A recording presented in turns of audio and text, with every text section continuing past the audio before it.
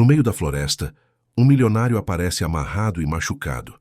Quem o encontra é uma menina mendiga de apenas 10 anos, acostumada a sobreviver nas ruas. Mesmo podendo fugir, ela decide salvá-lo, com as próprias mãos feridas e coragem improvável. O que acontece depois muda a vida dos dois e comove o país inteiro. Se esta história te interessou, não se esqueça de se inscrever no nosso canal e diga-nos de que cidade você nos está vendo. Continuamos. São Paulo respira concreto. A cidade acorda cedo, antes mesmo do sol nascer, engole milhões de pessoas em seu ritmo frenético e esquece aqueles que dormem embaixo de suas pontes. No coração da metrópole, onde arranha-céus competem com o horizonte e o barulho dos carros nunca cessa, existe um mundo paralelo. Um mundo invisível aos olhos de quem passa apressado, de quem desvia o olhar como quem desvia de uma poça de chuva na calçada. Nesse mundo vive Ana Clara, 10 anos de idade, corpo franzino que parece ter 8, olhos castanhos profundos que já viram mais do que qualquer criança deveria ver. Seu lar é o vão escuro de uma ponte na zona leste, próximo ao rio Tietê, onde o cheiro de poluição se mistura ao odor de lixo acumulado. Ali, ela divide o espaço com outros esquecidos, homens e mulheres que a vida dobrou, que perderam seus rumos em escolhas difíceis ou em circunstâncias ainda mais cruéis. Ana Clara não se lembra da mãe. As memórias são fragmentos soltos como pedaços de um espelho quebrado. Uma voz suave cantando, um cheiro de sabonete, mãos calejadas penteando seus cabelos crespos com cuidado. Um abraço apertado. Depois, o vazio tão grande que às vezes Ana Clara acordava no meio da noite, procurando por aqueles braços. O pai, ela lembra melhor, e às vezes desejava não lembrar. O cheiro de álcool, os gritos, as promessas quebradas, mas também momentos bons que tornavam tudo mais confuso, quando ele chegava sóbrio e trazia um pão quente, ou quando ria e parecia realmente gostar dela. Lembra do dia em que ele a deixou na porta de um abrigo e nunca mais voltou. Tinha 6 anos.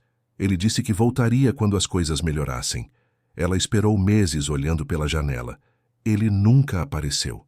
Fugiu do abrigo 2 anos depois, cansada das brigas, da comida rala, do olhar duro das cuidadoras sobrecarregadas. No abrigo, Ana Clara era apenas mais um número. Nas ruas, ao menos tinha algum controle sobre o próprio destino. Nas ruas, aprendeu a sobreviver. Aprendeu onde encontrar comida nos fundos dos restaurantes, sempre nos horários certos, quando os funcionários jogavam fora o que não podiam mais vender. Aprendeu quais comerciantes eram gentis e quais chamavam a polícia, quais fechavam os olhos para uma criança pegando algo e quais gritavam. Aprendeu a correr rápido quando necessário, a se esconder nos lugares certos, a dormir com um olho aberto porque a rua nunca era completamente segura. Aprendeu a ler as pessoas pelo jeito que andavam, se representavam perigo ou não.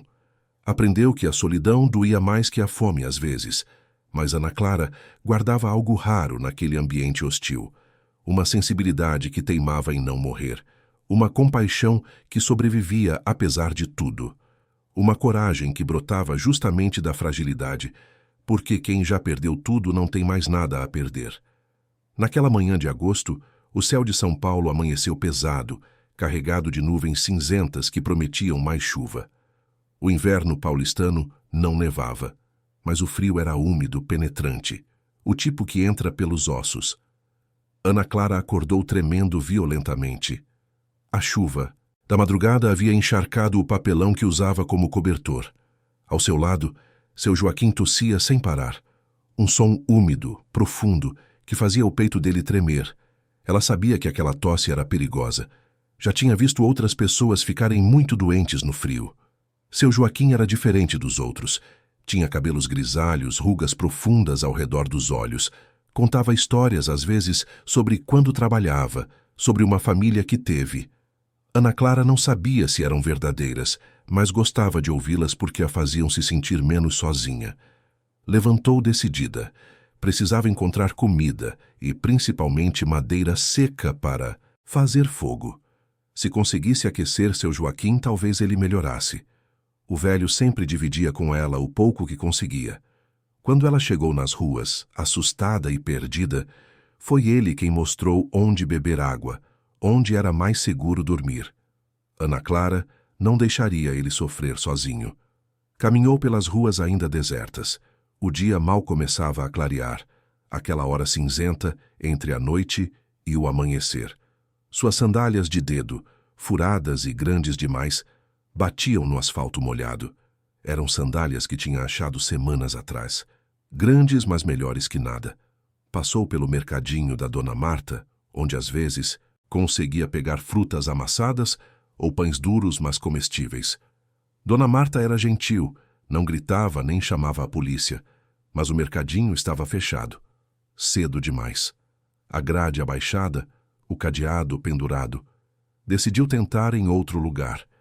Foi quando viu a entrada da mata. Um pedaço de floresta urbana que resistia no meio do caos, cercada por muros pichados e grades enferrujadas. Ana Clara conhecia aquele lugar. Já tinha entrado ali algumas vezes em busca de gravetos secos. Naquela manhã, com o chão encharcado pela chuva, sabia que seria difícil encontrar algo que queimasse, mas precisava tentar. Atravessou a cerca, quebrada, e adentrou o pequeno bosque. O silêncio era estranho depois do barulho constante da cidade. Apenas o som dos seus passos sobre folhas molhadas e o canto distante de algum pássaro. Caminhou mais fundo, procurando galhos que tivessem ficado protegidos sob árvores mais densas. Foi então que ouviu um som abafado, como um gemido contido. Ana Clara parou, o coração acelerando. Seu instinto gritava para correr, para sair dali, para não se meter em problemas. Nas ruas, ela aprendera que curiosidade podia ser perigosa, mas havia algo naquele som. Desespero, dor. Seguiu na direção do barulho, pisando devagar, atenta a qualquer movimento. Contornou árvores antigas e então viu um homem amarrado ao tronco, com fita adesiva cobrindo a boca. O rosto inchado, marcado por hematomas roxos e vermelhos. As roupas rasgadas e sujas de terra e sangue. Uma camisa social que devia ter sido branca, calças de tecido fino. Os olhos do homem se arregalaram ao vê-la. Ele tentou falar, mas a fita abafava tudo. Ana Clara ficou paralisada. Reconheceu aquele rosto, mesmo machucado. Já tinha visto em outdoors pela cidade, em reportagens nas vitrines. Roberto Almeida Duarte, o empresário mais rico da região, dono de construtoras, shopping centers, prédios inteiros. Ana Clara pensou rápido. Aquele homem tinha tudo: dinheiro, poder, conforto. Ela não tinha nada. Por que deveria ajudá-lo? Ele nunca ajudou gente como ela. Provavelmente nem sabia que crianças dormiam nas ruas. Podia virar as costas e ir embora. Fingir que não viu nada. Ninguém saberia. Ninguém a culparia. Ela era só uma criança de rua, ninguém esperava heroísmo dela. Mas então seus olhos encontraram os dele novamente e viu algo familiar. Medo. O mesmo medo que ela sentia toda noite ao dormir na rua. O mesmo medo da fome, da solidão, do perigo. Aquele homem poderoso, naquele momento, estava com o mesmo medo que ela. Era humano. Assustado, ferido, dependente da misericórdia dela. Ana Clara respirou fundo e se aproximou. Suas mãos pequenas tremiam, mas ela as forçou a se moverem. Com dedos trêmulos, começou a puxar a fita adesiva da boca dele, devagar no começo, depois com mais firmeza. O homem gemeu de dor quando a fita arrancou pelos do rosto, deixando a pele vermelha e irritada. Mas assim que conseguiu falar, as palavras saíram rápidas e desesperadas. "Me ajuda, por favor. Eles vão voltar. Vão voltar a qualquer momento. Por favor." "Quem são eles?" Ana Clara perguntou, já começando a trabalhar nos nós das cordas que prendiam os pulsos do homem. As cordas eram grossas, os nós apertados demais, feitos por mãos experientes. "Pessoas que me querem mal. Pessoas perigosas. Se você me soltar, eu te recompensarei, menina. Prometo que vai ter tudo o que quiser." "Tudo." Ana Clara não respondeu. Não estava fazendo aquilo por recompensa. Nem sabia bem por que estava fazendo, apenas sabia que não conseguia virar as costas. Seus dedos pequenos e feridos lutavam contra os nós apertados. As unhas quebravam, arranhando a corda, a pele dos dedos se machucando. Mas ela não desistia. Mordia o lábio inferior com concentração. Usou os dentes quando os dedos não eram suficientes, puxando a corda com a boca, ignorando o gosto ruim. Puxou com força, ignorando a dor que subia pelos braços. Eles querem dinheiro, o homem continuou falando, a voz trêmula. Muito dinheiro. Disseram que se minha família não pagar, vão me deixar aqui. Vão voltar daqui a pouco para fazer novas exigências. O tempo parecia correr contra eles. Ana Clara sentiu o pânico subindo pela garganta, mas forçou a si mesma a continuar. Finalmente, após o que pareceram horas, mas foram apenas minutos, conseguiu soltar uma das mãos. O homem imediatamente começou a trabalhar na outra corda e juntos conseguiram libertá-lo completamente. Roberto tentou ficar de pé, mas as pernas falharam. Estava fraco demais, machucado demais. Ana Clara, que mal chegava à cintura dele, segurou o braço do homem. Eu te ajudo. Apoia em mim. O caminho de volta foi torturoso. Roberto mal conseguia caminhar, as pernas bambas e fracas, arrastando os pés enquanto se apoiava pesadamente na menina franzina, que com uma força que ela nem sabia que tinha, que vinha de algum lugar profundo, sustentava parte do peso dele. Era como carregar um adulto, quando você pesa menos que um saco de cimento. A cada som de folha estalando, de galho quebrando, de pássaro voando, Ana Clara olhava para trás com o coração disparado, com medo de ver os sequestradores chegando, imaginando o que fariam com ela se a pegassem ajudando. Quando finalmente saíram da mata e alcançaram a rua, Ana Clara não sabia exatamente para onde ir. Hospital. Ela não tinha certeza de onde ficava o mais próximo. Então viu, a alguns quarteirões de distância, uma viatura policial parada em frente a uma padaria. Os policiais provavelmente fazendo aquela pausa para o café da manhã. Vem, falou para Roberto, sua voz saindo mais firme do que ela se sentia, puxando ele na direção dos policiais. Chegaram cambaleando. Os policiais, que conversavam tranquilamente tomando café em copos descartáveis, demoraram alguns segundos para processar a cena bizarra que se aproximava. Um homem ensanguentado e ferido, roupas caras rasgadas, apoiado em uma menina de rua suja e descalça. A cena era tão surreal que por um momento eles apenas ficaram olhando, tentando entender. Ele precisa de ajuda, Ana Clara disse, a voz firme apesar do cansaço. Ele foi sequestrado. Estava amarrado, na mata ali perto. O reconhecimento foi imediato. Os policiais se movimentaram rápido, um deles chamando reforços pelo rádio enquanto o outro ajudava Roberto a sentar no meio-fio. Uma ambulância foi acionada. Em questão de minutos, a rua tranquila se transformou em um cenário de urgência, com mais viaturas chegando, sirenes cortando o ar. No meio da confusão, Ana Clara começou a se afastar discretamente. Sua parte estava feita. Ela precisava voltar, ver como estava seu Joaquim, continuar procurando comida e lenha. Mas uma mão segurou seu braço com delicadeza.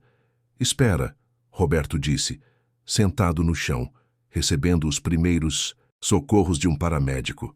Como você se chama? Ana Clara. Ana Clara, você salvou minha vida. Não vá embora ainda, por favor. Um policial se aproximou, tirando um bloquinho de notas do bolso. Precisamos do seu depoimento, menina. Você viu os sequestradores? Pode descrever eles? Ana Clara balançou a cabeça. Não vi ninguém. Só achei ele amarrado. Soltei e trouxe até aqui.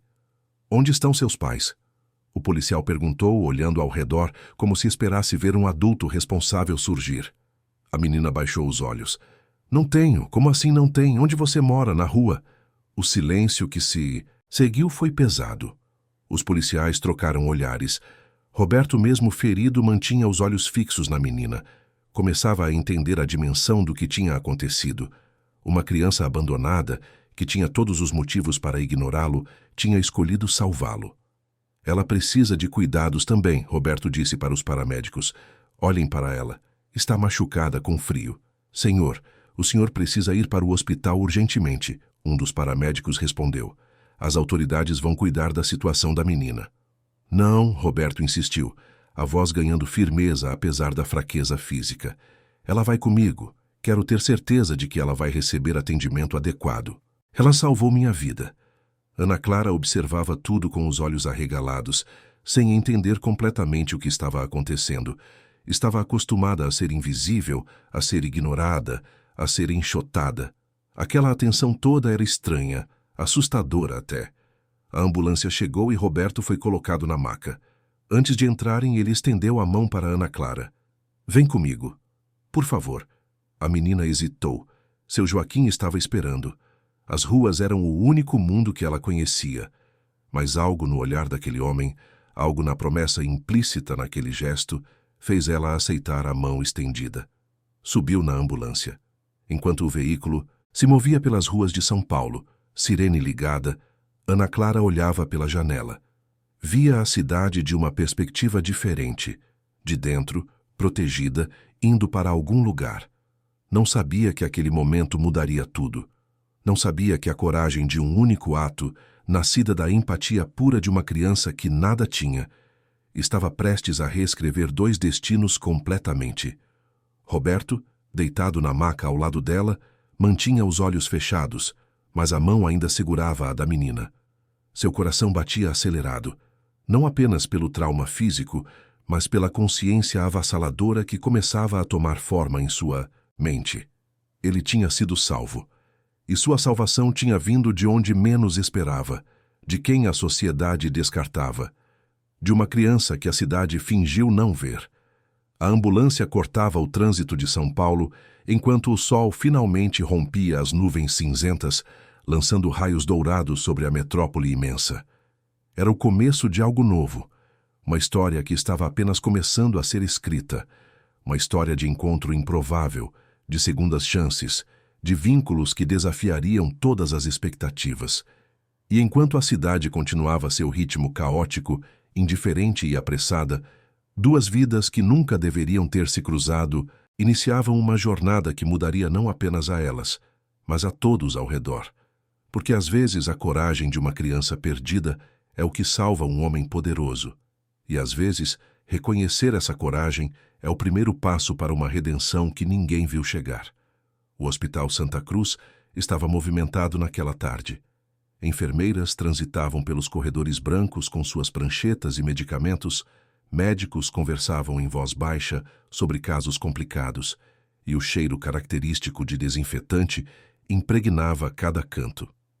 No quarto 312, Roberto Almeida descansava em uma cama hospitalar, o corpo ainda dolorido, mas já em processo de recuperação. As marcas do sequestro cobriam seu rosto, mas seus olhos estavam alertas, brilhantes de determinação. Ao seu lado, sentada em uma cadeira de plástico desconfortável, Luísa parecia menor do que realmente era. Haviam lhe dado roupas limpas na delegacia. Um conjunto simples de calça e blusa que uma assistente social mantinha para emergências. Seus cabelos estavam lavados pela primeira vez em semanas, e o rosto limpo revelava traços delicados que a sujeira escondia. Mas os olhos ainda carregavam aquela desconfiança profunda de quem aprendeu que o mundo raramente oferece bondade sem cobrar um preço alto depois. "Você comeu alguma coisa, Luísa?" perguntou Roberto, a voz ainda rouca, mas gentil. A menina assentiu timidamente. Uma enfermeira havia trazido uma bandeja com comida do refeitório: arroz, feijão, frango e salada. Luísa comera tudo com uma velocidade que denunciava os dias de fome, mas com cuidado, como se temesse que alguém pudesse tirar o prato dela a qualquer momento. Roberto observava a menina com uma mistura de gratidão e algo que ele ainda estava tentando nomear. Desde que acordara no hospital, cercado por médicos, policiais e sua equipe de advogados, uma única coisa ocupava sua mente: aquela criança que arriscara a própria vida para salvá-lo. Uma criança que não tinha nada, mas que dera tudo. Uma criança que a sociedade escolhera ignorar, mas que possuía mais coragem e bondade que muitos adultos que ele conhecia. A porta do quarto se abriu e entrou o Dr. Fernando Tavares, um homem de seus 50 anos, cabelos grisalhos e expressão séria. Era o médico particular de Roberto há mais de uma década. Trazia em mãos uma pasta com exames. Roberto, preciso falar com você sobre seu estado, disse o médico, lançando um olhar rápido para Luísa. Pode falar na frente dela, respondeu. Roberto com firmeza. Luísa fica. O médico hesitou por um momento, mas depois prosseguiu. Você teve sorte. Muita sorte. As contusões vão sarar, as costelas quebradas vão se recuperar em algumas semanas, mas você precisa de repouso absoluto e também precisa conversar com alguém sobre o trauma psicológico. Experiências como essa deixam marcas que vão além do físico. Roberto assentiu. Eu sei, mas antes de pensar em mim, preciso resolver algo importante. Muito importante. Naquele momento bateram na porta novamente. Desta vez quem entrou foi a doutora Márcia Andrade, assistente social designada pelo Conselho Tutelar para acompanhar o caso de Luísa. Era uma mulher de 40 e poucos anos, com cabelos presos em um coque impecável e uma expressão que oscilava entre a compaixão profissional e o cansaço de quem já vira demais. Boa tarde, Dr. Roberto. Boa tarde, Luísa, cumprimentou ela, puxando uma cadeira para sentar. Preciso conversar com vocês sobre a situação da menina. Luísa encolheu-se na cadeira, os músculos tensos. Conhecia bem aquele tipo de conversa. Já tivera algumas antes, em outras ocasiões, quando algum professor ou agente de saúde tentara tirá-la da rua. Sempre terminavam com ela fugindo de volta para o viaduto, para o único lugar onde se sentia minimamente segura. Luísa não tem família conhecida, começou a assistente social, consultando sua prancheta. A mãe faleceu quando ela tinha 3 anos e o pai desapareceu há anos. Ela vive nas ruas desde os 7 anos de idade. Nós temos um protocolo para casos assim. Ela precisa ser encaminhada para um abrigo institucional enquanto buscamos uma família substituta ou tentamos localizar parentes distantes. Não, disse Roberto com firmeza surpreendente. Ela não vai para nenhum abrigo. A assistente social franziu a testa. Doutor Roberto, entendo sua gratidão pela menina, mas ela é menor de idade e precisa de proteção adequada. Não pode simplesmente ficar perambulando e eu quero adotá-la, interrompeu Roberto, as palavras saindo com convicção absoluta. Quero iniciar o processo de adoção imediatamente. O silêncio que se seguiu foi denso. A doutora Márcia olhou para ele como se tivesse ouvido errado. O doutor Fernando arregalou os olhos. E Luísa, pela primeira vez desde que entrara naquele quarto de hospital, sentiu algo que não sentia há muito tempo. Esperança. Uma esperança frágil e assustadora, porque esperança significava ter algo a perder. Doutor Roberto, começou a assistente social, escolhendo as palavras com cuidado. Eu compreendo que você está emocionalmente abalado pelo que aconteceu. É natural sentir gratidão. Mas a adoção é um processo sério, complexo e demorado. Há avaliações psicológicas, visitas domiciliares, períodos de convivência monitorada. E você acabou de passar por um trauma severo. Talvez não seja o melhor momento para tomar decisões tão drásticas. Não há momento melhor, respondeu Roberto, virando-se levemente na cama para encará-la. Essa menina me salvou a vida quando poderia ter fugido e me deixado lá. Ela arriscou tudo por um estranho. E eu descobri que ela vive nas ruas, sozinha, sem ninguém. Se isso não é um sinal, eu não sei. O que é? Tenho recursos, tenho estrutura, tenho amor para dar. Inicie o processo. Contrate quem for necessário. Faça o que tem que ser feito. Mas eu vou adotar essa menina. Luísa olhava para Roberto com olhos arregalados, sem saber se aquilo era real ou se estava sonhando. Alguém a queria. Alguém tão importante, tão poderoso, queria ser sua família. A ideia era tão absurda, tão improvável, que ela quase riu. Mas, ao mesmo tempo, algo dentro dela começava a desabrochar. Algo que ela pensava ter enterrado junto com sua mãe anos atrás. A assistente social suspirou. Muito bem. Vou iniciar o processo. Mas preciso deixar claro que Luísa não pode ficar com você enquanto os trâmites não estiverem concluídos. Ela terá que ir para um abrigo temporariamente. São as regras. Por quanto tempo? Perguntou Roberto, a frustração evidente em sua voz. Depende. Pode ser algumas semanas, pode ser meses. Precisamos fazer todas as verificações, garantir que você realmente tem condições de oferecer um lar adequado para ela. Precisamos também verificar se não há nenhum parente que possa reivindicar a guarda. Roberto cerrou os punhos sobre os lençóis do hospital. Estava acostumado a resolver tudo rapidamente, a fazer as coisas acontecerem com sua influência e recursos. Mas ali, diante da burocracia do sistema de proteção à infância, descobria que seu poder tinha limites. "Posso visitá-la?" perguntou ele. "Sim, com supervisão. Vamos agendar visitas regulares. É importante para o processo de vinculação." Roberto olhou para Luísa e, pela primeira vez desde que se conheceram, sorriu. Um sorriso genuíno, apesar da dor física e emocional. "Você ouviu, Luísa? Vou tirar você daquela situação. Você vai ter uma casa, vai estudar, vai ter tudo o que precisa. Só precisa ter paciência comigo.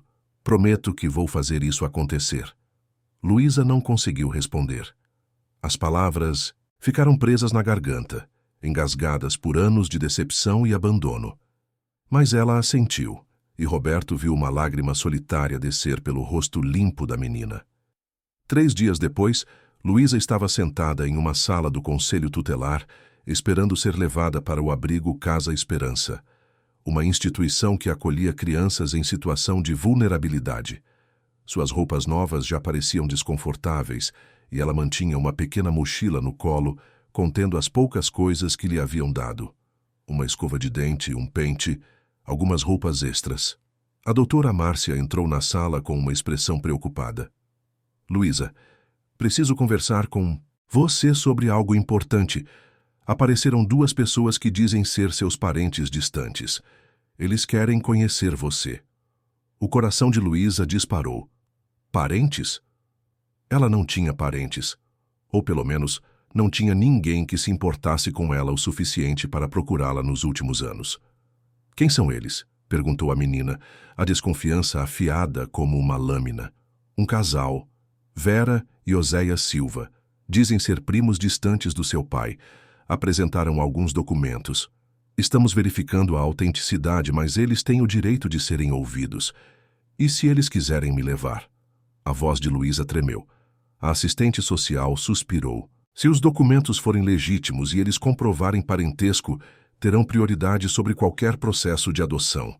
É a lei. Família biológica tem preferência." "Mas eu não conheço essas pessoas." Luísa levantou-se, a voz subindo. "Onde eles estavam quando eu estava na rua? Onde eles estavam quando eu estava com fome, com frio? Agora aparecem? Por quê?" "Luísa, acalme-se", tentou a assistente social, mas a menina já estava de pé, os olhos brilhando com lágrimas de raiva e medo. "É por causa do dinheiro, não é?" sussurrou ela. "Viram na televisão. Viram que o homem que eu salvei é rico. E agora querem um pedaço disso. Não podemos presumir as intenções deles", respondeu a doutora Márcia, mas seu tom não era muito convincente. "Vamos investigar tudo cuidadosamente." Naquele momento, a porta se abriu e entraram Vera e Oséias Silva. Vera era uma mulher de aparência comum, cabelos pintados de loiro, roupas chamativas demais para a ocasião. Oséias era um homem alto, magro, com olhos pequenos que se moviam nervosamente pela sala. Ambos sorriram ao ver Luísa, mas eram sorrisos que não chegavam aos olhos. "Luísa!" exclamou Vera, aproximando-se com braços abertos. "Minha sobrinha querida, finalmente te encontramos." Luísa recuou instintivamente, colocando a cadeira entre ela e o casal. "Não sou sua sobrinha, nunca vi vocês na vida." "Claro que não se lembra", interveio Oséias, a voz melosa. "Você era muito pequena quando nos vimos pela última vez. Mas somos família, menina. Família de verdade. E queremos cuidar de você. Onde vocês estavam quando eu precisava?" A voz de Luísa saiu dura, carregada de uma maturidade que não deveria existir em uma criança de 10 anos. "Onde estavam quando eu dormia debaixo de ponte, quando eu passava fome?" "Não sabíamos", mentiu Vera rapidamente. "Estávamos morando no interior sem contato. Mas assim que vimos na televisão, assim que soubemos que você estava viva, viemos imediatamente." "Para me salvar ou para salvar vocês mesmos?" retrucou Luísa. A tensão na sala era palpável. A doutora Márcia interveio. Senhor Oséias, senhora Vera, precisamos conversar em particular. Luísa pode esperar lá fora, por favor? Luísa saiu da sala com as pernas trêmulas, sentindo que o chão estava desaparecendo sob seus pés. Tudo estava desmoronando. A pequena esperança que havia começado a florescer dentro dela estava sendo esmagada pela aparição daquele casal estranho e interesseiro. Nos dias seguintes, enquanto Luísa era levada para o abrigo Casa Esperança, Roberto utilizava todos os recursos à sua disposição para investigar Vera e Oséias. Seus advogados descobriram rapidamente que o casal tinha um histórico problemático. Dívidas acumuladas, pequenos golpes, tentativas anteriores de se aproveitar de situações alheias. Os documentos que apresentavam eram tecnicamente legítimos, mas a relação de parentesco era tão distante que beirava o inexistente. O abrigo Casa Esperança ficava em um bairro afastado de São Paulo, um prédio antigo pintado de amarelo desbotado. Era limpo, organizado, e as funcionárias faziam o melhor que podiam com recursos limitados. Mas para Luísa, cada dia ali era uma tortura silenciosa. Ela dividia um quarto com outras 5 meninas, dormia em um beliche desconfortável e seguia uma rotina rígida de horários para tudo: acordar, comer, estudar, brincar, dormir. As outras crianças eram cordiais, algumas até tentavam fazer amizade, mas Luísa mantinha distância. Não conseguia confiar. Não conseguia se abrir. À noite, quando todas dormiam, ela permanecia acordada, olhando para o teto, pensando em seu Valdir ainda doente sob o viaduto, pensando em Roberto no hospital, pensando naquele casal estranho que queria levá-la. Desenvolveu crises de ansiedade. Às vezes, acordava no meio da noite sufocada, suando frio, com a sensação de que as paredes estavam se fechando ao seu redor. Começou a recusar comida. Seus pesadelos voltaram com força total, e os cuidadores do abrigo passaram a vigiá-la constantemente, preocupados. Ela é rebelde, comentava uma das funcionárias. Não aceita regras, não interage, não coopera. Mas a psicóloga do abrigo via além. Ela não é rebelde. Ela está aterrorizada. Tem medo de confiar, medo de se apegar, medo de ser abandonada novamente. É um trauma profundo. Roberto, enquanto isso, se recuperava fisicamente, mas sofria de outra forma. Cada dia, sem poder trazer Luísa para sua casa, era uma agonia. Visitava-a no abrigo 2 vezes por semana, sempre acompanhado pela assistente social. Levava presentes, livros, roupas, brinquedos, mas o que Luísa mais apreciava eram as histórias. Roberto contava sobre sua própria infância, sobre como também havia perdido os pais jovem, sobre como construíra seu império do zero. Aos poucos, sessão por sessão, visita por visita, o vínculo entre eles se fortalecia. Luísa começava a falar mais, a sorrir ocasionalmente, a acreditar que talvez, apenas talvez, aquele homem realmente quisesse ser sua família. Mas a ameaça de Vera e Oséias pairava como uma sombra. Eles haviam entrado com um pedido formal de guarda, alegando que, como parentes biológicos, tinham direito prioritário. A audiência estava marcada para dali a 3 semanas, e o resultado era incerto. Uma tarde, durante uma de suas visitas, Roberto segurou as mãos pequenas de Luísa entre as suas e disse com determinação: "Não vou deixar eles te levarem. Pode acreditar em mim. Vou lutar por você com todas as forças que tenho." "E se você perder?" perguntou Luísa, a voz pequena e assustada.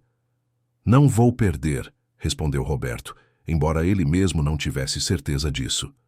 "Você me salvou. Agora é minha vez de salvar você." Do lado de fora da sala de visitas, a doutora Márcia observava a cena através da janela de vidro. Via um empresário poderoso, acostumado a controlar tudo, descobrindo que o amor não pode ser comprado ou forçado, apenas construído com paciência e presença. E via uma menina ferida, que aprendera a sobreviver sozinha, aprendendo lentamente a confiar novamente. A batalha legal estava apenas começando, mas a batalha emocional já estava sendo travada, dia após dia, visita após visita, olhar após olhar. E em meio a toda a incerteza, uma coisa começava a ficar clara. Aquele vínculo, nascido em circunstâncias impossíveis, tinha uma força que nenhum documento legal poderia medir ou controlar.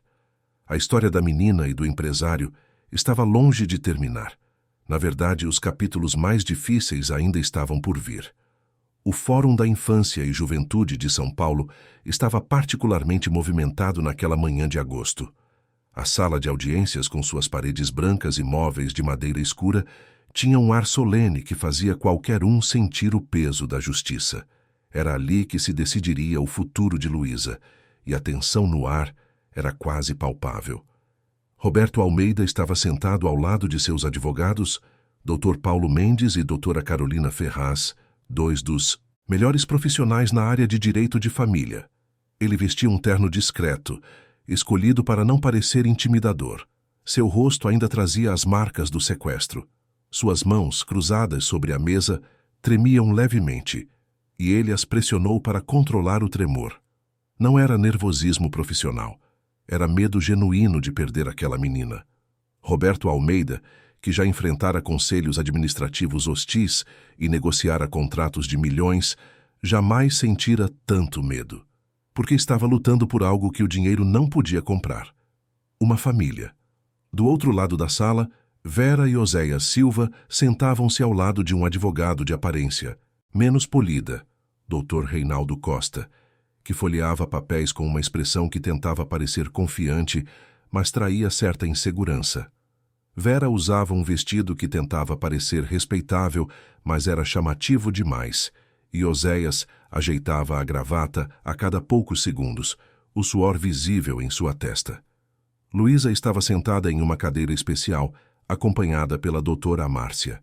A menina vestia uma roupa simples, mas limpa, que Roberto havia mandado comprar.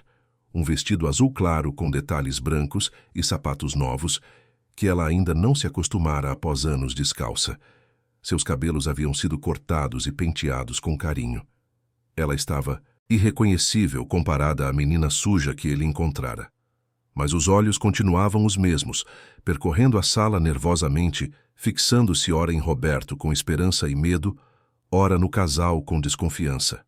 Ela parecia ainda menor naquele ambiente formal, como se o peso da situação pudesse esmagá-la. Suas mãos apertavam a barra do vestido com força.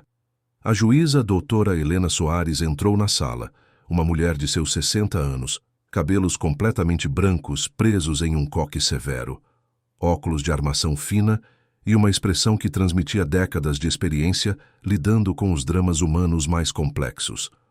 Todos se levantaram respeitosamente. "Podem sentar", disse ela, acomodando-se em sua cadeira. Sua voz era firme, mas não áspera. "Estamos aqui para decidir sobre a guarda da menor Luísa Maria dos Santos. Antes de ouvir as partes, quero deixar claro que minha única preocupação é o bem-estar da criança. Não me importam questões financeiras, status social ou gratidão. O que importa é onde essa menina terá o melhor ambiente para crescer, se desenvolver e ser feliz. Está claro?" "Sim, Excelência", responderam todos quase em uníssono. A juíza ajeitou os óculos e olhou para os documentos diante dela. "Senhor Oséias e senhora Vera Silva, vocês alegam ser parentes distantes da menor e pedem a guarda baseados em laços de sangue. Podem explicar por que demoraram tanto para aparecer?" Oséias limpou a garganta, claramente desconfortável. "Excelência, nós morávamos no interior de Minas Gerais, em uma cidade pequena, sem muito acesso a notícias. Não sabíamos da situação da menina. Foi só quando vimos na televisão, quando o caso ganhou repercussão nacional, que descobrimos que nossa sobrinha estava viva e precisando de família." "E por que não a procuraram antes?" insistiu a juíza. "Vocês sabiam que o pai dela havia desaparecido, não sabiam?"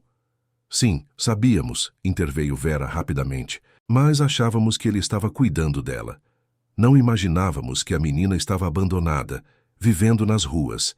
Se soubéssemos, teríamos agido muito antes, pode ter certeza." A juíza fez anotações, sua expressão impassível. "Dr. Roberto Almeida, você não tem parentesco com a menor, mas deseja adotá-la. Pode explicar suas motivações?"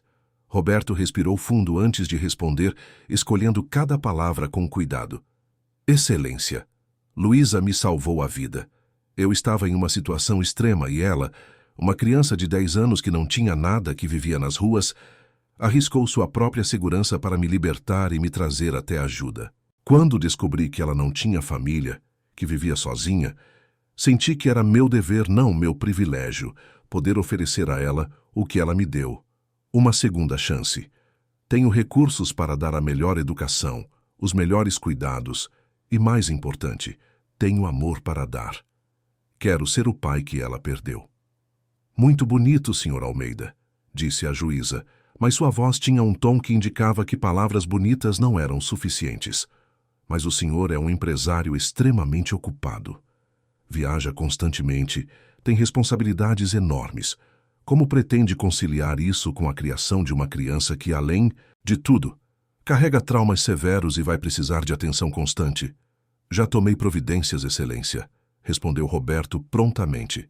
Reorganizei completamente minha agenda de trabalho. Deleguei várias responsabilidades para minha equipe de confiança. Contrarei uma psicóloga especializada em trauma infantil para acompanhar Luísa. Reformei uma ala inteira da minha casa para ser o quarto dela, com tudo o que uma criança precisa. E mais importante, estou disposto a aprender. Sei que não vai ser fácil. Sei que vou cometer erros, mas estou comprometido a estar presente, a ser o pai que ela merece. A juíza se virou para Vera e Oséias. E, vocês, que estrutura podem oferecer? Oséias hesitou. Bem, Excelência, não somos ricos como o Dr. Roberto, mas temos uma casa simples, honesta. Podemos dar amor, carinho, valores de família. A menina não precisa de luxo, precisa de afeto verdadeiro. A doutora Carolina, advogada de Roberto, pediu permissão para falar. Excelência, posso apresentar evidências? Pode. A advogada se levantou, entregando pastas para a juíza e para o advogado da outra parte. Nossa investigação revelou que o Sr. Oséias e a Sra. Vera têm um histórico preocupante. Há registros de dívidas acumuladas, processos por inadimplência e, inclusive, uma tentativa anterior, há 3 anos, de assumir a guarda de outra criança em situação similar, que resultou em denúncia de negligência e exploração. Isso é mentira! Gritou Vera, levantando-se bruscamente. É difamação! Vocês estão usando dinheiro para inventar coisas sobre nós. Senhora Vera, sente-se e controle-se, ordenou a juíza com firmeza. Vou analisar essas evidências com cuidado. Excelência, interveio o Dr. Reinaldo, advogado do casal. Essas alegações são infundadas. Meus clientes podem ter tido dificuldades financeiras no passado, como muitos brasileiros têm. Mas isso não os desqualifica como família. O que importa é o laço de sangue, e a lei é clara quanto à prioridade da família biológica. A lei existe para proteger a criança, não para satisfazer vaidades, rebateu a doutora Carolina. E nossa investigação mostra claramente que o interesse desse casal é financeiro. Eles apareceram apenas depois que o caso ganhou mídia, apenas depois que ficou público que o Dr. Roberto é um homem de recursos. A juíza ergueu a mão, silenciando todos. Chega. Quero ouvir a menina. Luísa, pode vir aqui, por favor? Luísa se levantou lentamente, as pernas trêmulas. A doutora Márcia a acompanhou até a frente. A juíza olhou para ela com gentileza, suavizando a expressão pela primeira vez desde que entrara na sala. Luísa, sei que isso é difícil para você, mas preciso que seja sincera comigo. Não precisa ter medo de ninguém aqui. Eu só quero saber o que você sente. Você conhece essas pessoas que dizem ser seus parentes? Luísa balançou a cabeça negativamente. Nunca vi eles na vida, doutora. Nunca. E o que você sente quando está perto deles? A menina olhou para Vera e Oséias, e depois de volta para a juíza. Medo. Sinto medo. Eles não olham para mim de verdade. Olham como se eu fosse uma coisa, não uma pessoa. A sinceridade crua da resposta ecoou pela sala. Vera abriu a boca para protestar, mas o olhar severo da juíza a fez recuar. E o Sr. Roberto? Como você se sente quando está com ele? Luísa olhou para Roberto, e pela primeira vez naquela manhã, Um pequeno sorriso apareceu em seu rosto. Ele é diferente. Ele conversa comigo de verdade, conta histórias, pergunta o que eu sinto. E quando ele promete alguma coisa, eu acho que posso acreditar. Ele veio me visitar toda semana, mesmo quando não precisava. Trouxe livros, mas também trouxe tempo. E tempo é mais importante. As palavras da menina, simples mas profundas, tocaram todos na sala. Até o escrivão, que anotava tudo, parou por um momento, claramente emocionado. A juíza fez mais algumas perguntas sobre a vida de Luísa na rua, sobre seus medos, suas esperanças. A menina respondeu com uma honestidade dolorosa, falando sobre as noites de frio, a fome constante, o medo de ser esquecida. Falou também sobre seu Valdir, sobre como sentia falta dele, sobre como gostaria que ele estivesse bem. Finalmente, a juíza dispensou Luísa e pediu que todos se sentassem. Ela passou longos minutos lendo os documentos, fazendo anotações, refletindo. O silêncio na sala era absoluto, quebrado apenas pelo tic-tac do relógio na parede. Muito bem, disse ela finalmente, tirando os óculos e limpando-os antes de olhar para todos. O gesto dava alguns segundos para organizar os pensamentos antes de proferir uma decisão que mudaria vidas. Esta não é uma decisão fácil. A lei dá preferência à família biológica, e há boas razões para isso. Mas a lei também me dá o poder e o dever de decidir com base no melhor interesse da criança. E esse interesse não é apenas material. É sobre quem pode dar amor verdadeiro, presença constante, segurança emocional. É sobre quem vê a criança como pessoa, não como objeto ou oportunidade. E depois de analisar todas as evidências, ouvir testemunhos e principalmente ouvir a própria Luísa, minha decisão é a seguinte. Roberto segurou a respiração. Vera e Oséias se inclinaram para a frente. Luísa apertou a mão da doutora Amárcia. Baseada no histórico questionável do casal Silva, na clara demonstração de que seu interesse apareceu apenas após a repercussão do caso, e principalmente baseada no vínculo já estabelecido entre a menor e o Dr. Roberto Almeida, bem como nos recursos e comprometimento que ele demonstrou, negou o pedido de guarda dos senhores Vera e Oséias Silva e concedo a guarda provisória da menor Luísa Maria dos Santos ao Dr. Roberto Almeida, com acompanhamento regular do Conselho Tutelar durante 6 meses, após os quais será reavaliada a possibilidade de adoção definitiva. "O quê?" gritou Oséias, levantando-se furioso. "Isso é um absurdo. É porque ele tem dinheiro? É isso?" "Senhor Oséias, controle-se ou será retirado da sala", advertiu a juíza com severidade. "Minha decisão está baseada em fatos, não em questões financeiras. Vocês tiveram anos para procurar essa menina e não o fizeram. Apareceram apenas quando viram oportunidade. Isso não é família, é oportunismo. Decisão encerrada." Vera começou a chorar, mas suas lágrimas pareciam mais de frustração do que de tristeza genuína. O advogado deles tentava acalmá-los, falando sobre possibilidades de recurso, mas era evidente que a batalha estava perdida. Roberto, por outro lado, sentiu as pernas bambas. Virou-se para Luísa, que o olhava com olhos arregalados, ainda processando o que havia acabado de acontecer. Ele se levantou, caminhou até ela e ajoelhou-se para ficar na altura dos olhos da menina. "Você ouviu?" perguntou ele, a voz embargada. "Você vai morar comigo. Vamos ser uma família." Luísa não conseguiu responder. As lágrimas que vinham segurando desde o início da audiência finalmente caíram em ondas silenciosas.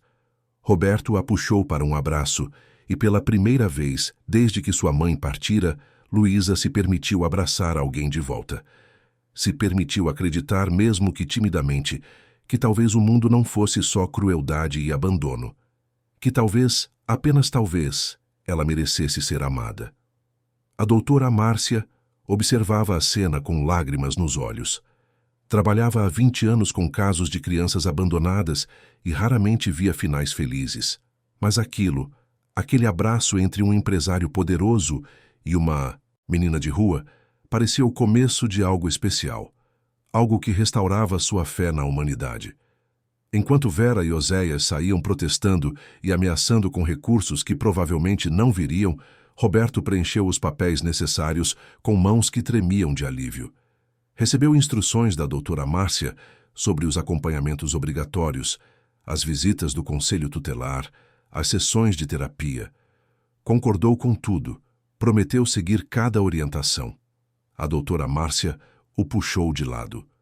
Doutor Roberto, quero que entenda uma coisa. A guarda é provisória. Vamos acompanhar de perto a adaptação de Luísa. Ela tem traumas profundos, pode ter recaídas, momentos difíceis. Vai testar seus limites, vai desconfiar, pode até tentar fugir. Não vai ser fácil. Você está preparado? Roberto olhou para Luísa. Estou preparado para tentar. Não sei se vou fazer tudo certo, mas sei que vou estar presente. E vou amar essa menina. A assistente social assentiu. Luísa, venha aqui, querida. A menina se aproximou. A doutora Márcia se ajoelhou, segurando suas mãos. Você vai morar com o senhor Roberto agora. Vai ter um quarto, vai para a escola, vai ter comida todo dia. Mas também vai ter regras, vai ter que confiar, se permitir receber cuidado. Sei que é assustador, mas você merece ser criança, Luísa. Merece ser cuidada. Luísa assentiu, incapaz de falar. Roberto pegou a mão pequena de Luísa. Vamos para casa. E pela primeira vez em anos, desde que acordara e descobrira que o pai não voltaria mais, Luísa tinha uma casa. Tinha um lugar no mundo que era seu, que a esperava. Tinha alguém que a escolhera, não por obrigação ou interesse, mas porque realmente se importava. A jornada ainda seria longa, cheia de desafios que testariam a paciência de ambos. Os traumas de anos nas ruas não desapareceriam da noite para o dia. As cicatrizes emocionais levariam tempo para sarar. Algumas talvez nunca sarassem completamente. Mas, naquele momento, saindo do fórum de mãos dadas sob o sol paulistano, enquanto fotógrafos tentavam se aproximar, mas eram contidos pelos seguranças, pai e filha começavam uma nova história. Uma história de reconstrução paciente, de cura em pequenos passos diários, de amor que desafia probabilidades e transforma duas vidas quebradas em algo belo e completo. Roberto olhou para baixo e viu Luísa olhando para cima, e naquele olhar ambos fizeram uma promessa não dita, de tentar, de não desistir, de construir algo novo sobre as ruínas do passado. E talvez isso fosse suficiente para começar. A mansão de Roberto ficava em um bairro nobre de São Paulo, cercada por muros altos e portões eletrônicos que se abriram ao reconhecer o carro. Quando entraram na propriedade, Luísa sentiu o estômago se apertar. A casa era enorme, de 3 andares, com arquitetura moderna que misturava vidro e pedra. Os jardins eram impecáveis, com grama cortada, flores em canteiros coloridos e uma piscina que brilhava sob o sol. Havia até uma área com brinquedos que Roberto instalara para ela. Era tudo tão diferente do viaduto onde dormira por anos, tão surreal que por um momento sentiu vontade de voltar. Pelo menos nas ruas conhecia as regras. Ali, naquele mundo de riqueza, sentia-se completamente perdida e fora de lugar. Roberto percebeu a tensão no corpo da menina. Sei que é muito diferente do que você está acostumada, disse ele gentilmente enquanto saíam do carro. Mas essa é sua casa agora. Pode explorar, pode mexer nas coisas, pode fazer perguntas. Não precisa ter medo. Luísa assentiu, mas seus passos eram hesitantes enquanto seguia Roberto até a porta principal. A funcionária que abriu era uma senhora de meia idade, cabelos grisalhos presos em um coque, uniforme impecável e um sorriso caloroso que iluminou seu rosto ao ver a menina. Esta é Dona Eulália, apresentou Roberto. Ela cuida da casa há mais de 15 anos. É praticamente da família. Seja muito bem-vinda, querida, disse Dona Eulália, ajoelhando-se para ficar na altura de Luísa. Que menina linda você é. Venha, vou mostrar seu quarto. Luísa olhou para Roberto, buscando confirmação. Ele assentiu encorajadoramente. Pode ir, está tudo bem. Enquanto subia a escadaria de mármore, Luísa mal conseguia acreditar no que via. Quadros nas paredes, lustres de cristal, móveis elegantes. Tudo era limpo, organizado, bonito. Dona Eulália a conduziu até o 2º andar, parando diante de uma porta branca decorada com adesivos coloridos de borboletas. Este é seu quarto, disse a governanta, abrindo a porta. Luísa entrou devagar e ficou paralisada. O quarto era maior que o apartamento onde morara com a mãe. As paredes eram azul claro, uma cor que lembrava o céu. Havia uma cama enorme coberta com edredom macio e almofadas decorativas. Uma escrivaninha de madeira clara ocupava um canto perto da janela. Prateleiras se estendiam por uma parede, repletas de livros novos, brinquedos organizados em cestos, pelúcias de todos os tamanhos. Havia até uma televisão na parede. A janela ampla tinha cortinas leves e dava para o jardim, e tinha um banheiro privativo completo, com banheira branca, chuveiro e prateleiras cheias de produtos novos. "É tudo para mim?" perguntou Luísa, a voz quase um sussurro, como se falar mais alto quebrasse o encanto. "Tudo seu, querida", respondeu Dona Eulália com carinho maternal. "O Sr. Roberto preparou tudo pessoalmente. Passou semanas escolhendo cada coisa. Queria que fosse perfeito para você." Luísa caminhou lentamente até a cama e tocou o edredom com a ponta dos dedos. Era tão macio que parecia uma nuvem. Sentou-se na beirada testando a maciez. Depois de anos dormindo em papelão, aquilo parecia irreal. "Vou deixar você se ambientar", disse Dona Eulália. "Se precisar de alguma coisa, é só chamar. O jantar está sendo preparado. O Sr. Roberto pediu seu prato favorito. Mas não sabíamos qual era, então fizemos um pouco de tudo." Quando ficou sozinha, Luísa explorou cada canto do quarto. Abriu as gavetas da cômoda e encontrou roupas novas, todas do tamanho dela, ainda com as etiquetas. Folheou os livros nas prateleiras, a maioria eram histórias infantis com ilustrações coloridas. Encontrou materiais de desenho, lápis de cor, cadernos em branco. Na escrivaninha havia uma pequena foto emoldurada. Era ela e Roberto saindo do fórum de mãos dadas. Algo dentro de Luísa começou a se quebrar. Lágrimas que ela vinha segurando desde a audiência finalmente caíram. Não eram lágrimas de tristeza, mas de uma emoção complexa demais para nomear. Era alívio misturado com medo, gratidão misturada com desconfiança, esperança lutando contra anos de desilusão. Sentou-se no chão do quarto, encostou as costas na cama e chorou silenciosamente. Chorou pela mãe que perdera, pelo pai que a abandonara, por seu Valdir que ainda estava doente sob o viaduto, por todas as noites de frio e fome, por tudo que passara. Mas também chorou porque pela primeira vez havia a possibilidade de algo melhor, e isso era ao mesmo tempo maravilhoso e aterrorizante. Roberto subiu para chamá-la para o jantar e a encontrou assim, encolhida no chão, chorando baixinho. Seu coração se apertou. Sentou-se no chão ao lado dela, mantendo uma distância respeitosa, e apenas ficou ali, em silêncio, oferecendo sua presença. Depois de alguns minutos, Luísa enxugou as lágrimas com as costas da mão. "Desculpa", murmurou. "Não precisa se desculpar", disse Roberto suavemente. "Você tem todo o direito de sentir o que está sentindo. Sei que é muito de uma vez. Sei que você está assustada. Eu também estou, para ser sincero." Luísa olhou para ele surpresa. "Você está com medo?" "Muito", admitiu Roberto. "Tenho medo de não saber ser um bom pai. Tenho medo de fazer tudo errado. Tenho medo de que você não se sinta feliz aqui. Mas sabe o que vamos fazer? Vamos aprender juntos. Você aprende a confiar e a ser criança de novo, e eu aprendo a ser pai. Combinado?" Luísa pensou por um momento, depois assentiu. Combinado. As primeiras semanas foram um desafio constante e imprevisível. Luísa não sabia como agir naquele ambiente tão diferente de tudo que conhecia.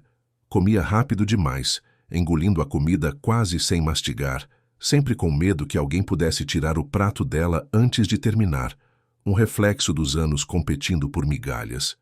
Escondia pedaços de pão e frutas nos bolsos da roupa, debaixo do travesseiro, dentro das gavetas, criando pequenos estoques secretos caso a comida acabasse de repente. Dona Eulália encontrava esses esconderijos durante a limpeza e, com paciência infinita, explicava que não precisava fazer aquilo, que sempre haveria comida disponível. Acordava de madrugada, suando frio, gritando, com pesadelos, vívidos e aterrorizantes sobre estar de volta nas ruas, sobre o frio cortante, sobre homens perigosos a perseguindo. Roberto corria para o quarto dela, acendia a luz suavemente, sentava-se na beirada da cama e ficava ali, às vezes por horas, apenas segurando sua mão e dizendo que estava tudo bem, que ela estava segura, que ninguém ia machucá-la. Tinha crises intensas de ansiedade quando Roberto precisava sair para reuniões de trabalho, mesmo que fosse só por algumas horas. Entrava em pânico, hiperventilava, as mãos tremiam incontrolavelmente. Tinha certeza que ele não voltaria, que a abandonaria como todos os outros fizeram. Roberto aprendeu a avisar com antecedência, a explicar exatamente para onde ia e quando voltaria, a ligar do escritório só para dizer que estava tudo bem e que logo estaria em casa. A psicóloga que Roberto contratara, doutora Beatriz Campos, visitava 3 vezes por semana. Nas sessões, Luísa aos poucos começava a falar sobre seus traumas, sobre seus medos. A terapeuta explicava a Roberto que o processo seria longo, que haveria retrocessos, que a paciência seria fundamental. Um dia, cerca de 3 semanas após a mudança, Luísa desapareceu. Roberto chegou em casa do trabalho e não a encontrou no quarto, na sala, no jardim. Dona Eulália também não a vira. O pânico tomou conta dele. Chamou os seguranças, verificou as câmeras, estava prestes a ligar para a polícia quando ouviu um barulho vindo do closet do quarto dela. Abriu a porta e a encontrou encolhida no canto, cercada pelas roupas velhas e sujas que ela usava quando vivia nas ruas. Ela as mantivera escondidas ali, junto com uma mochila velha e alguns pertences da rua. Luísa, o que aconteceu? Perguntou Roberto, ajoelhando-se na entrada do closet. Preciso estar pronta, disse ela, a voz trêmula. Caso você mude de ideia. Caso isso tudo acabe. Preciso ter minhas coisas prontas para voltar. Roberto sentiu o coração partir. Luísa, olhe para mim. Ela ergueu os olhos molhados. Eu não vou mudar de ideia. Você não vai voltar para a rua. Isso aqui é permanente. Você é minha filha agora. Entendeu? Mas e se eu fizer alguma coisa errada? E se você se cansar de mim? Não existe fazer algo errado que faça eu desistir de você. Famílias cometem erros, brigam, passam por dificuldades, mas não desistem uma da outra. Nunca. Você pode guardar essas roupas se isso te faz sentir mais segura. Mas quero que saiba que nunca vai precisar delas de novo. Aos poucos, com muita paciência e sessões de terapia, Luísa começou a se abrir. Começou a rir das piadas de Roberto durante o jantar. Começou a pedir para ele ler histórias antes de dormir. Começou a chamar Dona Eulália pelo nome com carinho. Pequenos progressos que significavam enormes vitórias. Roberto também se transformava. Cancelou viagens internacionais, delegou mais responsabilidades, reorganizou sua vida inteira em torno daquela menina. Aprendia a fazer tranças nos cabelos dela com tutoriais do YouTube. Levava-a para escolher roupas, deixando que ela mesma decidisse o que gostava. Sentava-se no chão do quarto para montar quebra-cabeças com ela. Um sábado, 2 meses após a mudança, Luísa acordou e não encontrou Roberto na casa. O pânico começou a subir, mas Dona Eulália a acalmou. Ele saiu cedo, mas vai voltar logo, disse a governanta. Pediu para você tomar café e esperar. 1 hora depois, Roberto chegou. E não estava sozinho. Com ele vinha seu Valdir, mais um seu Valdir transformado, quase irreconhecível. Estava limpo, barbeado, vestindo roupas novas que caíam bem em seu corpo, que já começava a recuperar peso. O rosto ainda era magro, marcado pelos anos de sofrimento, mas havia cor nas bochechas, brilho nos olhos, vida onde antes só havia resignação. Ele sorriu ao ver Luísa, e era um sorriso que ela não via há muito tempo, um sorriso genuíno que iluminava todo o rosto enrugado. Seu Valdir! Gritou Luísa com toda a força dos pulmões, uma alegria explosiva e pura tomando conta dela. Correu em direção ao velho, atravessando a sala em segundos, jogando-se em seus braços como uma criança pequena que finalmente reencontra alguém que dava por perdido para sempre. O velho a envolveu nos braços com força, apertando-a contra o peito, lágrimas escorrendo, livremente pelo rosto enrugado e marcado. Minha menina, minha menininha corajosa, murmurava ele entre soluços, a voz quebrada pela emoção. Achei que nunca mais ia te ver. Achei que você tinha me esquecido. Nunca, seu Valdir, respondeu Luísa, também chorando, ainda abraçada ao velho. Nunca esqueci, pensei em você todo dia. Todo dia. Roberto observava a cena de longe, os próprios olhos marejados. Explicou então, com voz emocionada, que havia procurado seu Valdir nos lugares que Luísa havia indicado, levado-o para o Hospital das Clínicas, onde foi tratado da pneumonia grave e da tuberculose que quase o levara. Foram semanas de internação, de antibióticos fortes, de cuidados intensivos. Agora o instalara em uma pequena casa confortável que mantinha em sua propriedade para funcionários aposentados, com tudo que o velho poderia precisar: cama macia, aquecedor, comida regular, assistência médica. Eu não podia deixar você sem o seu avô, disse Roberto para Luísa, que chorava abraçada ao velho, as mãos segurando o rosto de seu Valdir, como se quisesse ter certeza que ele era real. Ele faz parte da sua história, da sua família, e agora é parte da nossa família também. Foi naquele momento, vendo Roberto e seu Valdir conversando, vendo as duas pessoas que mais amava no mundo juntas, que Luísa finalmente permitiu que a esperança vencesse o medo. Finalmente, começou a acreditar que aquilo não era temporário, que não era um sonho do qual acordaria. Naquela noite, pela primeira vez desde que se mudara, Luísa não teve pesadelos. Dormiu a noite inteira segura, aquecida, amada. A escola começou no mês seguinte. Roberto a matriculou no Colégio Alvorada, uma instituição particular de qualidade conhecida por sua pedagogia humanizada. Mas contratou uma tutora, a professora Mariana, para ajudá-la a alcançar o nível dos outros alunos, já que Luísa tinha atraso educacional significativo.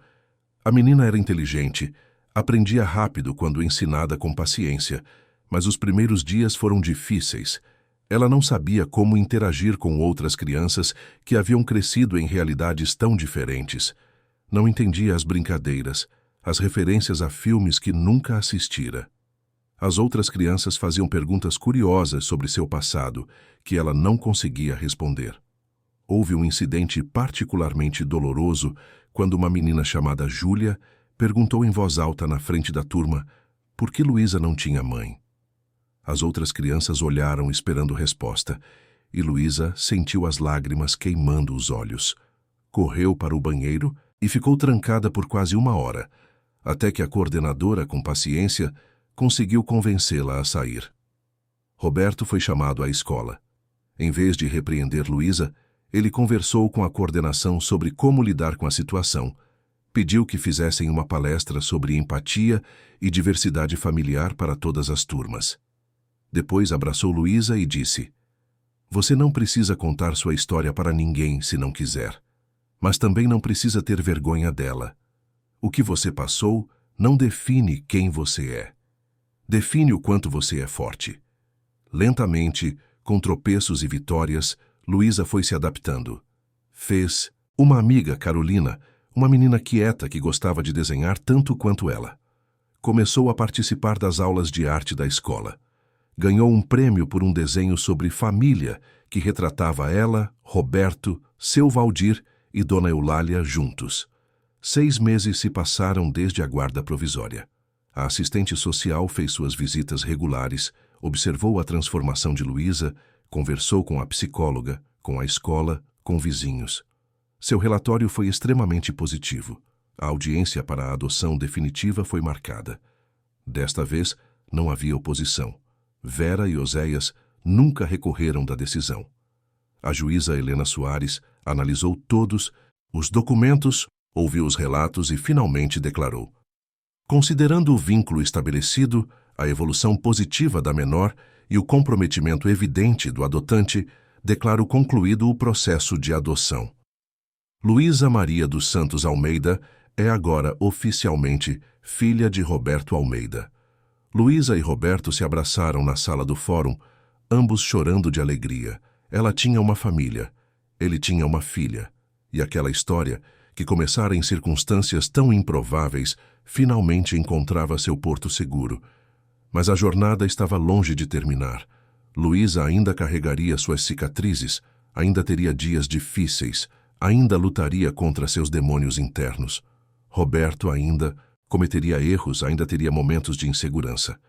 Mas agora enfrentariam tudo juntos, como pai e filha, como família de verdade. E isso fazia toda a diferença. Os anos passaram como páginas sendo viradas em um livro. Luísa cresceu dentro daquela mansão, transformando-se de uma menina assustada e desconfiada em uma adolescente confiante e determinada. Mas a jornada não foi linear, não foi simples, não foi sem tropeços e recaídas dolorosas. Aos 13 anos, quando já estava mais adaptada à sua nova vida, frequentando a escola regularmente e até participando de atividades extracurriculares como aulas de arte e teatro, algo aconteceu que testou tudo que ela havia construído até ali. Foi em uma tarde de sábado, quando Roberto a levara ao shopping para comprar materiais escolares. Enquanto esperavam na fila do caixa de uma livraria, Luísa viu um rosto familiar entre as pessoas que passavam pelo corredor. Era Jéssica, a menina que fora sua companheira sob o viaduto, mas estava muito diferente. Mais magra, com olheiras profundas, roupas sujas e rasgadas, andando com um grupo de adolescentes mais velhos de aparência perigosa. Os rapazes tinham tatuagens, cicatrizes, olhares frios. Luísa reconheceu os sinais. Jéssica estava envolvida com gente errada, provavelmente fazendo pequenos furtos, talvez coisas piores. Jéssica, chamou Luísa, saindo da fila e correndo em direção à antiga amiga. A menina se virou lentamente. Levou segundos para reconhecer Luísa. Quando finalmente o fez, seus olhos se arregalaram. Luísa? Não pode ser. Você está tão diferente, tão limpa, tão arrumada, tão rica, completou um dos rapazes do grupo, olhando Luísa de cima a baixo com desdém. Esqueceu de onde veio, garota? Não esqueci, respondeu Luísa, ignorando o rapaz e focando em Jéssica. Como você está? Está bem? Jéssica deu de ombros, mas havia mágoa em seus olhos. Estou viva. Ainda nas ruas, ainda lutando. Mas você conseguiu sair. Achou um rico para te salvar. Não foi assim, começou Luísa, mas Jéssica a interrompeu. Não foi? Então como foi? Você teve sorte, Luísa. Pura sorte. Enquanto você dorme em cama macia, eu ainda durmo em papelão. Enquanto você come em prato de porcelana, eu ainda reviro lixo. Acha que isso é justo? A culpa que Luísa vinha carregando em silêncio durante anos veio à tona como uma onda. Ela sabia que tinha sorte, sabia que sua história poderia ter sido diferente, que poderia ainda estar nas ruas como Jéssica. E aquilo a atormentava nas noites em que não conseguia dormir. Roberto se aproximou percebendo a tensão. Luísa, está tudo bem? Pai, esta é Jéssica. A gente morava juntas no viaduto. Ela ainda está nas ruas. Roberto olhou para a adolescente com compaixão genuína. Posso ajudar de alguma forma? Há abrigos, programas sociais. Não quero caridade, rebateu Jéssica com aspereza. Não preciso de ninguém me salvando. Não é caridade, é ajuda, insistiu Luísa. Jéssica, você não precisa viver assim, deixa eu te ajudar, por favor. Mas Jéssica já estava se afastando com seu grupo. Você escolheu seu caminho, Luísa. Eu escolhi o meu. Não preciso de pena de ninguém. Luísa tentou segui-la, mas Roberto a segurou gentilmente. Deixe-a ir por enquanto. Às vezes, as pessoas precisam querer ser ajudadas. Mas aquele encontro perturbou Luísa profundamente, mexendo com camadas de emoções que ela pensava ter processado e superado. Durante as semanas seguintes, ela ficou quieta, retraída, mergulhada em pensamentos obsessivos que não conseguia compartilhar com ninguém. A culpa de sobrevivente a consumia como um fogo lento e constante. Por que ela merecera ser salva e Jéssica não? Que critério cruel do destino decidira que uma menina dormisse em cama macia, enquanto a outra ainda enfrentava os perigos da rua? A pergunta a atormentava durante o dia e a mantinha acordada durante a noite, olhando para o teto do quarto confortável, que agora parecia uma prisão dourada construída sobre a culpa.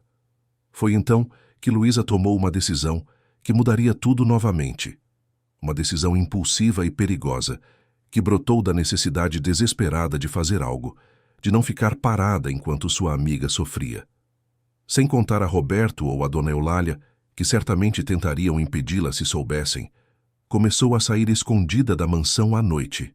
Esperava todos dormirem, desligava o alarme do quarto usando o código que memorizara, descia pelas escadas de serviço que conhecia perfeitamente e escapava pelos fundos da propriedade, onde sabia que as câmeras tinham um ponto cego. Voltava para as áreas que conhecia tão bem quanto conhecia as palmas das próprias mãos, procurando Jéssica em cada esquina, em cada beco, em cada lugar onde moradores de rua costumavam se reunir. Levava uma mochila cheia de comida que pegava da cozinha, roupas que separava do próprio guarda-roupa e dinheiro que juntava de sua mesada, escondendo tudo cuidadosamente para que ninguém percebesse. Estava determinada a salvar a amiga, mesmo que isso significasse colocar-se em risco, mesmo que isso significasse voltar temporariamente ao mundo do qual escapara.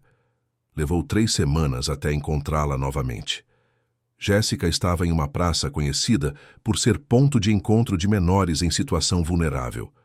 Quando viu Luísa, sua expressão foi de surpresa e depois de algo que parecia alívio. "Você voltou", disse Jéssica, e havia menos hostilidade em sua voz agora. "Não vou desistir de você", respondeu Luísa com determinação.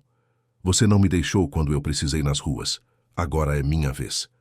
Durante as semanas seguintes, Luísa continuou suas visitas secretas. Aos poucos, Jéssica começou a se abrir sobre o grupo com o qual andava, sobre as coisas que era forçada a fazer para sobreviver, sobre o medo constante. E Luísa, com a teimosia de quem conhece ambos os mundos, começou a convencê-la a aceitar ajuda. Mas numa noite, tudo deu errado. Luísa estava conversando com Jéssica em um beco escuro quando o grupo com o qual a amiga andava apareceu. Eles não gostaram de ver Jéssica falando com alguém de fora, não gostaram da influência que Luísa estava tendo. O líder do grupo, um rapaz de 17 anos com cicatrizes no rosto e olhos frios, agarrou Luísa pelo braço. "Acha que pode vir aqui e levar nossa gente embora?" sibilou ele. "Acha que é melhor que a gente porque tem dinheiro?" Luísa sentiu o medo antigo voltar, mas não recuou. "Não estou levando ninguém. Estou oferecendo uma escolha. Jéssica pode decidir por si mesma." Foi quando Jéssica fez algo inesperado. Colocou-se entre Luísa e o líder do grupo. "Deixa ela ir, Marcos. Ela está tentando me ajudar. E eu vou aceitar. Vou sair daqui." Marcos soltou uma risada amarga. "Ninguém sai, Jéssica, você sabe disso." Mas naquele momento, uma viatura policial passou pela rua e o grupo dispersou rapidamente. Luísa e Jéssica correram juntas, o coração batendo acelerado, até encontrarem uma área segura e iluminada. Quando finalmente conseguiu fôlego, Luísa ligou para Roberto, confessando tudo. O empresário chegou em minutos, acompanhado de seguranças. Sua expressão era de preocupação misturada com algo que Luísa nunca tinha visto antes em seu rosto: medo puro. No carro, a caminho de casa, Roberto não gritou nem repreendeu. Apenas segurou a mão de Luísa e disse com voz controlada, mas emocionada: "Você poderia ter sido ferida, poderia ter sido sequestrada, machucada, pior. Entende isso? Eu não suportaria perder você." Luísa começou a chorar. "Desculpa, pai, desculpa, mas eu não podia deixar ela lá. Não podia." "Eu entendo, Luísa, entendo de verdade. Você tem um coração enorme e quer salvar todo mundo, mas não pode se colocar em perigo. Há formas certas de ajudar as pessoas." E foi o que fizeram. Roberto usou seus recursos e contatos para garantir que Jéssica fosse colocada em um programa especializado para adolescentes em situação de risco, um lugar seguro onde ela poderia se recuperar, estudar, reconstruir sua vida. Não foi fácil. Houve resistência. Houve momentos em que Jéssica quis desistir. Mas Luísa estava lá, visitando, apoiando, sendo a amiga que nunca desistiu. E algo mudou em Luísa depois daquele episódio. Ela entendeu sua missão. Entendeu que fora salva não apenas para si mesma, mas para poder ajudar outros. A semente que germinaria em sua vocação futura foi plantada naqueles dias difíceis. Os anos do ensino médio passaram com Luísa, dedicando-se não apenas aos estudos, mas também a trabalhos voluntários. Roberto, inspirado pela filha, começou a investir pesadamente em projetos sociais. Juntos, criaram a Fundação Almeida, focada em tirar crianças da rua e oferecer oportunidades reais de educação e desenvolvimento. Quando chegou a hora de escolher uma carreira universitária, Luísa não hesitou. "Quero fazer direito", anunciou durante um jantar em família. "Quero defender crianças como eu fui. Quero mudar o sistema que deixa tantas Luísas e Jéssicas abandonadas." Roberto sorriu, os olhos brilhando de orgulho. "Sua mãe estaria muito orgulhosa de você. Eu estou orgulhoso de você." A faculdade de Direito na Universidade de São Paulo foi desafiadora, mas profundamente gratificante. Luísa era uma das melhores alunas da turma, não apenas pelas notas excepcionais que conquistava consistentemente, mas pela paixão genuína e visceral com que abordava cada caso discutido em sala, cada debate sobre direitos da criança e do adolescente, cada oportunidade de aprender mais sobre como o sistema legal poderia ser usado para proteger os mais vulneráveis. Seus professores notavam algo diferente nela, uma intensidade que vinha de experiência vivida, não apenas de livros lidos. Fazia estágios em defensorias públicas onde atendia famílias carentes com uma empatia que surpreendia até os profissionais mais experientes. Trabalho voluntário em ONGs que lutavam por justiça social. E nunca, nem por um segundo, esquecia de onde vinha ou por que estava ali. Durante o terceiro ano da faculdade, enquanto fazia uma pesquisa para um trabalho sobre adoção no Brasil, Luísa decidiu examinar seu próprio caso como exemplo. Através de pesquisas em arquivos públicos e alguns contatos que fizera durante seus estágios, encontrou documentos e processos judiciais que revelavam detalhes que ela nunca soubera, detalhes que a abalaram até o núcleo. Descobriu a verdade completa sobre o sequestro de Roberto, informações que ele sempre mantivera vagas quando ela perguntava. O responsável fora um antigo sócio de negócios chamado Henrique Tavares, um homem que Roberto considerara amigo por anos, mas que fora corrompido pela inveja e pela ganância. Movido por vingança após uma disputa de negócios onde sentira-se injustiçado, Henrique planejara não apenas um sequestro por resgate, mas algo muito pior. Se Luísa não tivesse encontrado Roberto naquele dia específico naquela floresta específica, se não o tivesse libertado exatamente quando libertou, ele teria sido assassinado poucas horas depois. A certeza absoluta disso, documentada em depoimentos de investigadores, confissões dos cúmplices que foram capturados e análises criminológicas detalhadas, deu a Luísa uma perspectiva completamente nova e assustadora sobre sua própria história. Ela não apenas fora salva por Roberto, ela o salvara de forma muito mais literal e dramática do que jamais imaginara. Roberto, quando Luísa o confrontou com os documentos, suspirou pesadamente. "Eu ia te contar quando você estivesse pronta. Sim, você me salvou a vida de forma muito mais literal do que imagina, e por isso sou eternamente grato." Os anos na faculdade voaram.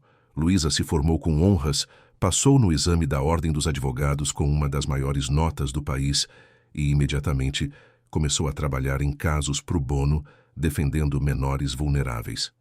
Ganhou casos impossíveis, salvou crianças de situações abusivas, mudou vidas uma de cada vez.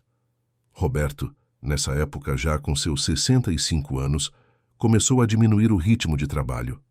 Passou a gestão direta de suas empresas para executivos de confiança e dedicou-se integralmente à Fundação Almeida, que, sob sua liderança e recursos, cresceu exponencialmente, ajudando milhares de crianças pelo Brasil inteiro. Mas o tempo cobra seu preço de todos nós. Aos 68 anos, Roberto foi diagnosticado com uma condição cardíaca grave. Os médicos foram claros. Com tratamento adequado, ele poderia viver mais alguns anos com qualidade. Sem tratamento, seria questão de meses. Roberto escolheu o tratamento, mas não por si mesmo, por Luísa. "Quero ver você se casar um dia", dizia ele durante as sessões de quimioterapia. "Quero conhecer meus netos, se você decidir tê-los. Quero ver você voando ainda mais alto. Luísa, agora com 28 anos, dedicou-se a cuidar do pai com o mesmo amor que ele lhe dera. Reduziu sua carga de trabalho, passou mais tempo em casa, garantiu que Roberto tivesse os melhores cuidados médicos possíveis. Foram 3 anos de tratamento, de altos e baixos, de esperanças e decepções. Mas também foram anos de conversas profundas, de Roberto contando histórias de sua própria vida, de Luísa compartilhando seus sonhos e planos. Foram anos que os aproximaram ainda mais, se é que isso era possível. Uma tarde de domingo, seu Valdir, agora com mais de 80 anos, mas ainda lúcido e presente, veio visitá-los.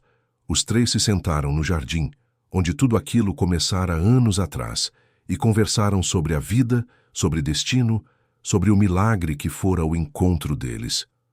Vocês 2 me salvaram, disse Roberto, olhando para Luísa e para o velho.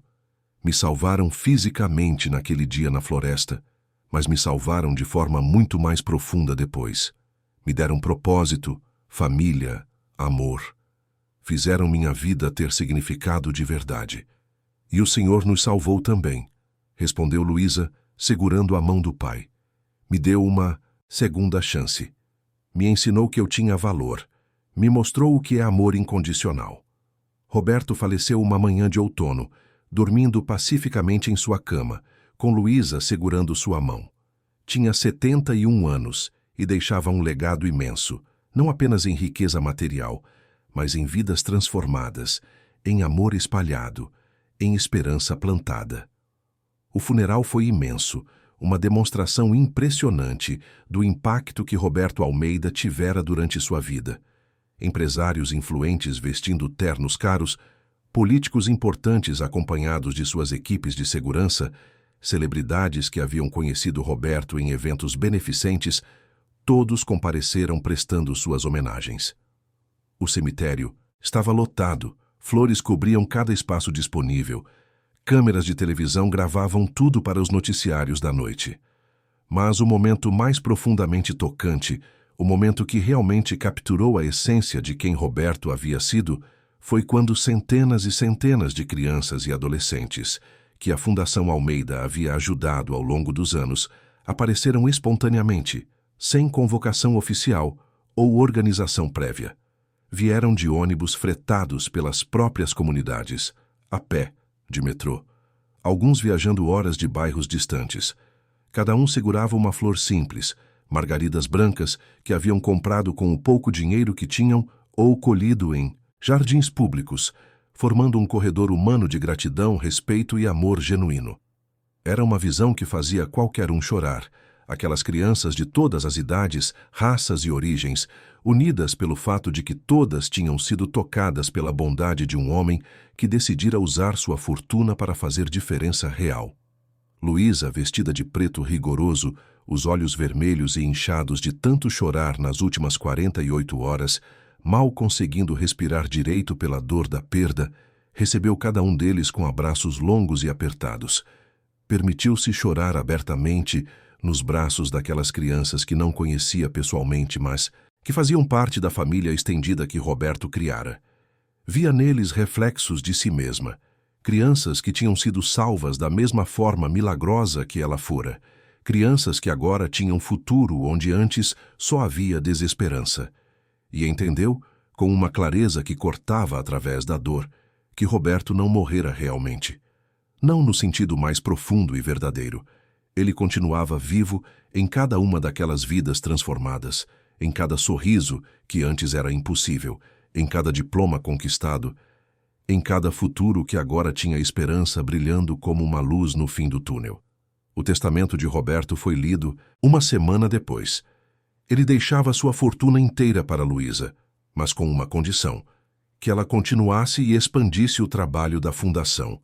Não era realmente uma condição, porque Luísa já tinha decidido fazer exatamente isso.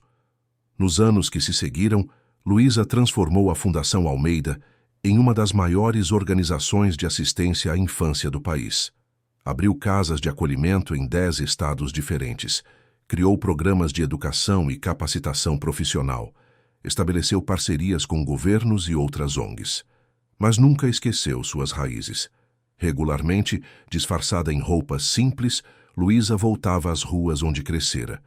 Conversava com crianças em situação de vulnerabilidade, oferecia ajuda, escutava histórias, e quando encontrava uma criança que lembrava a menina que ela fora, aquela que tinha medo, mas também tinha esperança, que estava quebrada, mas não destruída, Luísa sabia exatamente o que fazer, porque ela entendia.